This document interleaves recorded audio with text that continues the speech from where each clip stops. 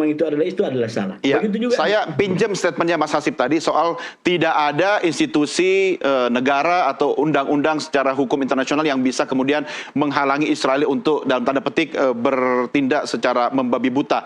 Kata membabi buta juga digunakan Mbak Monik tadi terhadap serangan Iran yang tidak presisi kepada wilayah Israel. Tapi dalam aspek ini sendiri, Mbak Monik tentu tahu bahwa tidak ada hukum internasional yang bisa menahan atau kemudian mengingatkan Israel. Respon Mbak Monik bagaimana? Ya, jadi gini, Israel dan Iran di masa monarki, di masa Saresa itu bersahabat. Bahkan ketika perang Arab-Israel, pertama tahun 1948 dan 1967, Iran tidak ikut-ikutan menyerang Israel loh. Ada persahabatan. Tadi kita Mas Hasibullah bicara tentang peradaban. Peradaban sebelum rezim Islam Iran berkuasa tahun 1979 terjadi perdamaian. Iya, karena waktu itu Iran bersahabat dengan Amerika Serikat juga kan Mbak Monik kan? Iya, saya fokusnya Israel, saya nggak bahas Amerika. Oke. Nah, persahabatan Israel dengan Iran itu pun sampai sekarang terjalin. Orang-orang Iran diaspora yang dipersekusi oleh rezim Islam Iran, mereka ada di Kanada, ada di Amerika, ada di Eropa. Mereka semuanya mendukung Israel. Jadi persoalannya ini bukan persoalan antara rakyat Iran dan rakyat Israel. Bukan antara kedua bangsa yang peradabannya dari masa lalu. Tapi persoalannya adalah kebencian yang ditanamkan oleh rezim Iran. Ayatollah Khomeini dan sekarang diikuti oleh Ali Khamenei. Saya pernah ke Iran satu kali. Dan apa yang terjadi? Kami tidak bisa liputan, meskipun kami ini adalah wartawan resmi. Kenapa nggak boleh liputan? Karena memang di Iran itu ada pembatasan untuk memberitakan informasi yang benar. Mungkin saat itu juga Mbak Monik menggunakan simbol-simbol Israel kali ya? Bukan, saya waktu itu tahun 2011. Saya baru memulai yayasan saya Hadassah of Indonesia itu tahun 2016. Jadi saya datang ke sana dengan tim dari Indonesia, dari salah satu stasiun televisi nasional yang ada di Indonesia. Tapi tidak bisa kami meliput. Karena apa? Kami harus melaporkan kami kemana saja. Jadi bayangkan, ini kami loh dari Indonesia, ada pemantauan pemberitaan. Dan rezim Iran sekarang kondisinya penuh dengan persekusi. Selama demonstrasi anti-hijab masa Amini tahun 2022, ada 79 jurnalis yang ditangkap di Iran. Artinya, saya hanya ingin membandingkan. Jika sekarang ada berita-berita tentang perang Iran dan Israel, kita tentu harus melihat dari kedua sisi. Dari pihak Israel dan dari pihak Iran. Termasuk soal jumlah korban yang jatuh dong Mbak Monik, itu kan juga bisa harus kita lihat. Jumlah korban yang jatuh di Iran menurut dari data hak asasi, organisasi hak asasi manusia, itu sudah 500 orang lebih yang tewas. Di Israel data per kemarin ya, hari Kamis 24 orang tewas. Mungkin kenapa berbeda? Jawabannya adalah karena Israel punya sistem untuk mengevakuasi ketika ada rudal yang jatuh. Mereka harus, warga Israel, mau orang Arab, mau orang Yahudi, harus berada di ruang aman. Ruang aman itu namanya mamat. Mereka harus masuk ke situ. Dan setiap gedung, setiap hotel, setiap apartemen harus punya ruang aman. Ya, tapi katanya ada beberapa keluhan belakangan ini warga Israel yang umat Nasrani malah sudah sulit untuk masuk ke bunker atau ruang aman itu. Itu perlu diverifikasi. Karena setahu saya rudal yang masuk ke wilayah Israel itu pun masuk ke wilayah Palestina. Kalau dalam konteks pertahanan, Israel pun meluncurkan sistem pertahanan udaranya untuk mencegat rudal yang akan jatuh ke wilayah Palestina. Padahal ini kalau jahat, dibiarin aja dong rudalnya jatuh ke wilayah Palestina. Tapi apakah itu dilakukan Israel? Tidak. Oke. Paham maksud saya? Ya, baik. Nah, artinya kalau ada tentang orang Yahudi melarang orang Kristen atau orang Islam masuk ke Mamat tadi, itu mungkin kasus ya. Orang Yahudi bukan malaikat. Pasti ada aja yang error. Tapi kita lihat secara global, secara keseluruhan. Apa yang dilakukan Israel? Apakah mereka membiarkan ketika rudal Iran itu jatuh ke wilayah dari Palestina? Ya, oke. Setahu saya tidak. Anda ingin menyampaikan pesan meski dalam kondisi perang tetap ada aspek kemanusiaan, Israel masih melindungi beberapa kepentingan, begitu ya? Ya. Oke, tahan dulu. Mas Hasib, komentar Anda. Saya terus terang dari tadi itu mau komentar. Cuman karena saya menghormati kedaulatan forum, jadi saya diam. Gitu. Ya, saya Jadi, berikan sekarang forum kepada Mas Hasib. segala sesuatu yang berkembang di sini itu ada di Mas Doni. Arahnya kemana gitu? Arahnya kemana? Jadi kalau saya mengikuti semua, kalau ingin diskusi lebih cair sebenarnya bisa langsung masuk. Tapi ini adalah Zoom juga nggak enak. Begini, Mas Doni. Sekali lagi, kalau saya melihat kalau Mbak Muniki ini pandangannya begitu, karena memang perspektif beliau adalah sebagai pendukung, boleh-boleh saja. Yang tidak boleh adalah Mas Doni sebagai jurnalis kemudian berada dalam satu katakanlah titik tertentu. Karena itu tidak diperbolehkan. Kalau sebagai pribadi-pribadi, termasuk saya sebagai pengamat, saya nggak bisa untuk kemudian hanya melihat kepada salah satu pihak. Misalkan tadi yang disampaikan oleh, saya setuju misalkan soal kebaikan orang-orang Yahudi. Saya setuju itu orang-orang Yahudi baik, orang-orang Nasrani orang baik, orang-orang Islam orang baik, orang-orang Arab orang baik. Kalaupun ada yang tidak baik itu biasanya adalah oknum. Nah, kalau dalam konteks Israel hari ini saya cuma ngimbangi yang disampaikan Mbak Munik biar menjadi faktanya lebih berimbang di forum ini. Katakanlah orang-orang Yahudi yang baik, yang tidak baik menurut saya hari ini adalah yang namanya Netanyahu. Ini yang betul-betul harus bertanggung jawab dunia dan akhirat terhadap segala sesuatu yang terjadi hari ini di Israel.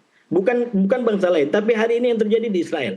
Orang-orang yang bangsanya sendiri sekarang tertahan di Siprus gara-gara perang ini. Orang-orang yang sekarang menjadi yang tadi disampaikan, yang berpuluhan tahun aman damai, sekarang juga harus mengungsi sampai di pengungsian. Ya.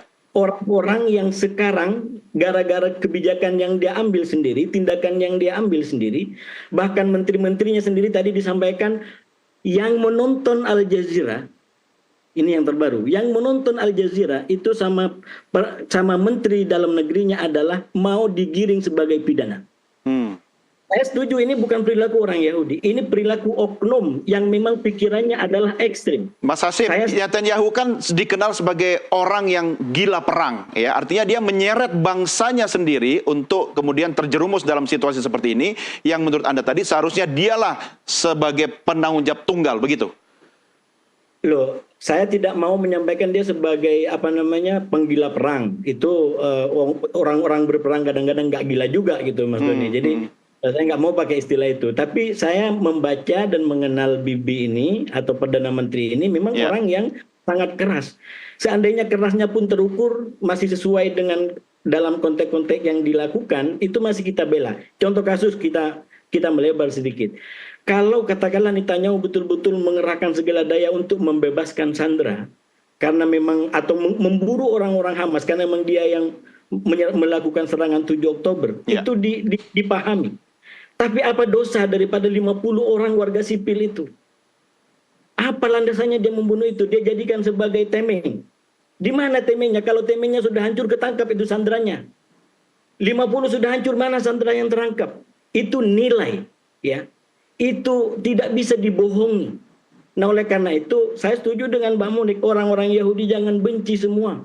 Apalagi nanti soal cerita, ini soal kebersamaan. Saya sering sampaikan Mbak Munik, kita ini satu masa lalu. Paling tidak kalau saya sebutkan nama Abraham, sudah ketemu semua kisahnya di situ. Kenapa kok ini menjadi begini? Ayo kembali kepada suara perdamaian, kepada harmoni. Saya selalu sampaikan Yerusalem itu telah ditakdirkan menjadi sentral Ka'bah bagi 3 agama besar. Mas Hasib, Dan kalau tadi silakan.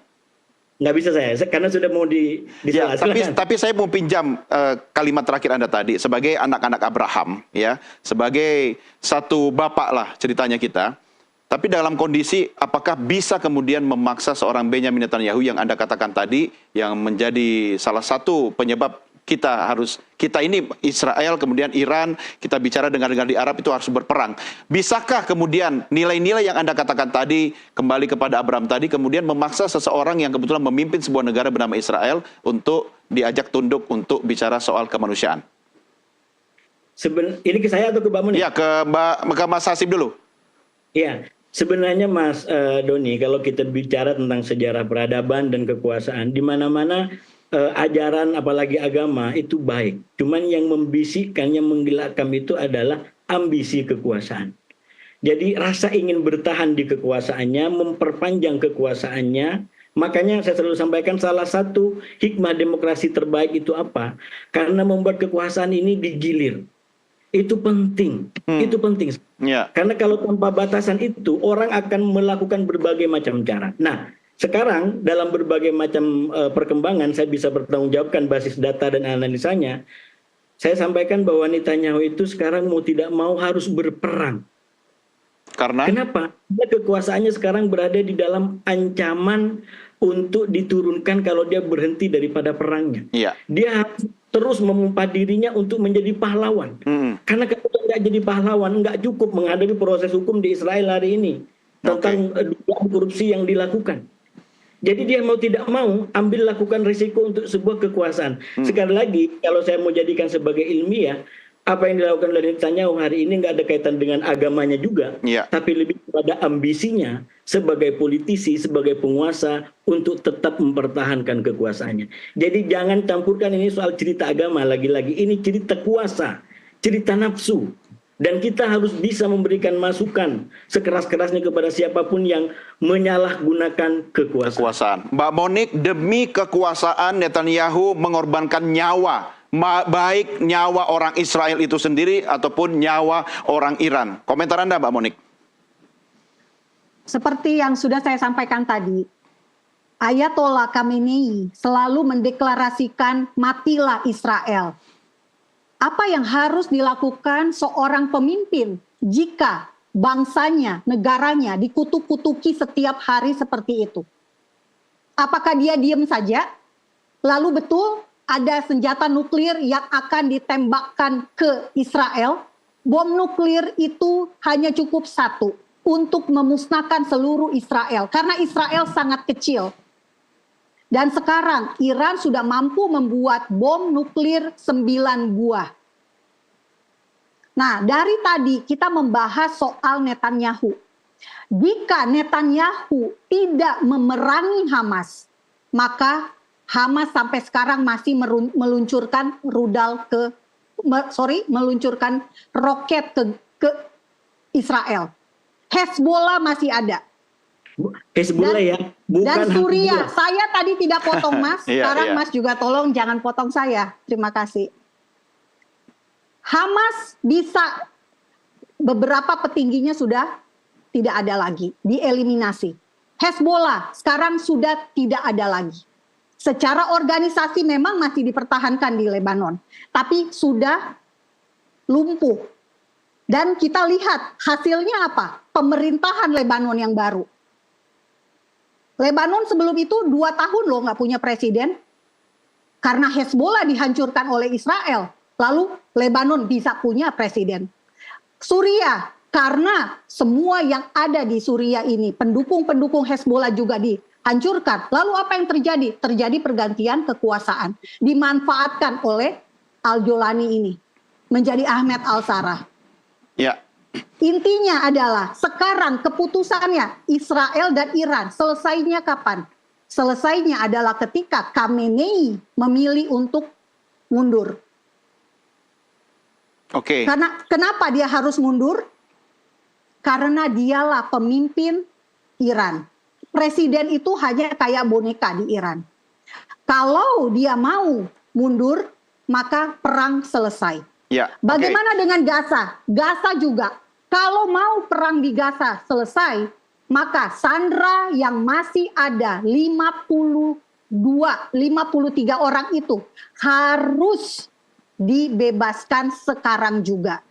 Selama masih ada sandera di Gaza, maka akan ada IDF di Gaza. Oke, Mbak Monik, saya harus mengakhiri diskusi, tapi saya memberikan kesempatan terakhir buat Anda berdua. Mbak Monik dulu, ya 30 detik saja. Perang harus berakhir, karena ini risikonya adalah nyawa di pihak manapun juga.